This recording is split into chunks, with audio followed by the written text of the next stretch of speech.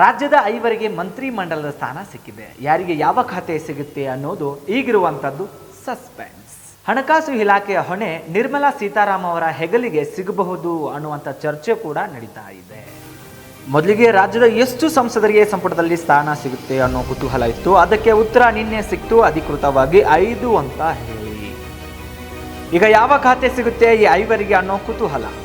ಕುಮಾರಸ್ವಾಮಿ ಅವರು ದೆಹಲಿಗೆ ಹೋಗೋಕೆ ಮುಂಚೆನೇ ಸ್ಟೇಟ್ಮೆಂಟ್ ಕೊಟ್ಬಿಟ್ಟಿದ್ರು, ನನಗೆ ಕೃಷಿ ಮೇಲೆ ವಿಶೇಷವಾಗಿ ಆಸಕ್ತಿ ಇದೆ ಅಂತ ಹೇಳಿ. ಹಾಗಾಗಿ ಕೃಷಿ ಖಾತೆಯನ್ನು ಅವರು ಕೇಳ್ತಾ ಇದ್ದಾರೆ. ಇನ್ನು ಪ್ರಹ್ಲಾದ್ ಜೋಶಿ ಅವರಿಗೆ ಯಾವ ಜವಾಬ್ದಾರಿ ಕೊಡ್ತಾರೆ ಅನ್ನೋದು ಕುತೂಹಲ. ಜೊತೆಗೆ ಸೋಮಣ್ಣ ಅವರಿಗೆ ಯಾವ ಖಾತೆ ಸಿಗುತ್ತೆ ಅನ್ನೋದು ನೋಡಬೇಕಾಗಿದೆ.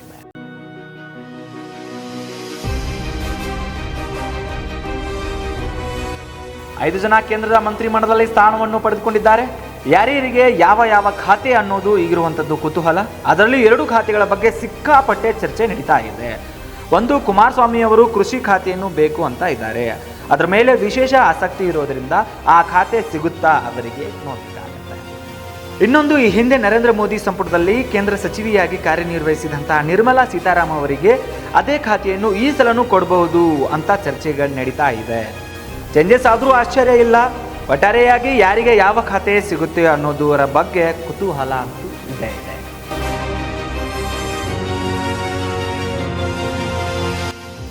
ಖಾತೆಯ ಕುತೂಹಲ ಮನೆ ಮಾಡಿದೆ. ರಾಜ್ಯದಿಂದ ಯಾರ್ಯಾರಿಗೆ ಯಾವ ಖಾತೆ ಸಿಗುತ್ತೆ ಅನ್ನೋದರ ಬಗ್ಗೆ ಕಂಪ್ಲೀಟ್ ಡೀಟೇಲ್ಸ್ ಸಂಜೆ ಅನ್ನೋಷ್ಟರಲ್ಲೇ ಕ್ಲಾರಿಫಿಕೇಶನ್ ಸಿಗುತ್ತೆ. ಇದಾಗಿತ್ತು ಇವತ್ತಿನ ಅಪ್ಡೇಟ್ಸ್. ಕ್ಷಣ ಸುದ್ದಿಗಾಗಿ ನೋಡ್ತಾ ಇರಿ ಪ್ರಜಾಪವ ಟಿವಿ. ಇದು ಕನ್ನಡಿಗರ ಆಶೆ.